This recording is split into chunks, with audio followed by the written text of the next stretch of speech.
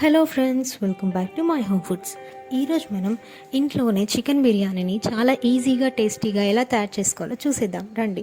దానికోసం ముందుగా మనం కడిగి పెట్టుకున్న చికెన్ను వేసుకొని దాంట్లో మసాలాలు షాజీరా, జీలకర్ర, దాల్చిన చెక్క, లవంగాలు వేసుకొని 1 కప్ పెరుగును వేసుకొని కొంచెం నిమ్మరసం, కొంచెం ఆయిల్, కొత్తిమీర, పుదీనా, పచ్చిమిరపకాయలు, చికెన్ మసాలా, కారం, ఉప్పు, పసుపు, అల్లం వెల్లుల్లి పేస్ట్, బిర్యానీ ఆకు వేసుకొని దీన్ని బాగా కలుపుకొని ఒక 10 నిమిషాల వరకు మూత పెట్టి పక్కకు పెట్టుకుందాం. చికెన్ మ్యాగ్నేట్ అయ్యేంత వరకు దీన్ని పక్కకు పెట్టి వదిలేసి ఈలోపు మనం బాస్మతి రైస్ను కడిగి నానబెట్టుకొని బాస్మతి రైస్ కోసం వాటర్ను ప్రిపేర్ చేసుకుందాం. ముందుగా పొయ్యి పైన గిన్నె పెట్టుకొని దాంట్లో బాస్మతి రైస్కి కావాల్సినంత వాటర్ను వేసుకుందాం.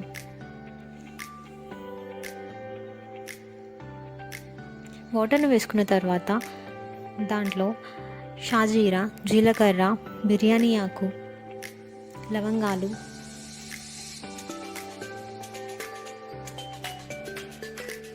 కొంచెం ఆయిల్, 1 టేబుల్ స్పూన్ ఉప్పు, కొత్తిమీర, పుదీనా వేసుకొని కలుపుకొని మూత పెట్టి పక్కకు పెట్టుకుందాం.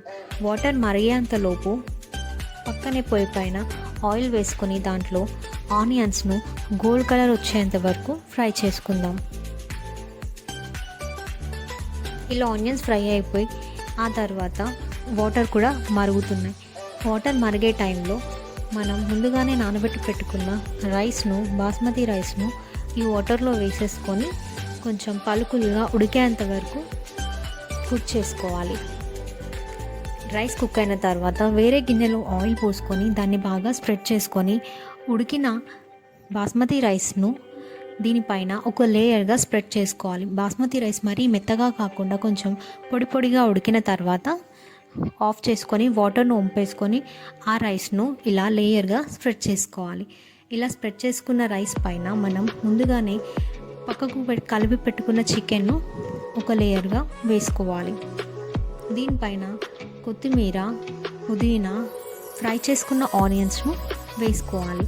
ఫుడ్ కలర్ను కూడా కొంచెం పాలలో లేకపోతే వాటర్లో కలిపిన ఫుడ్ కలర్ను వేసుకోవాలి.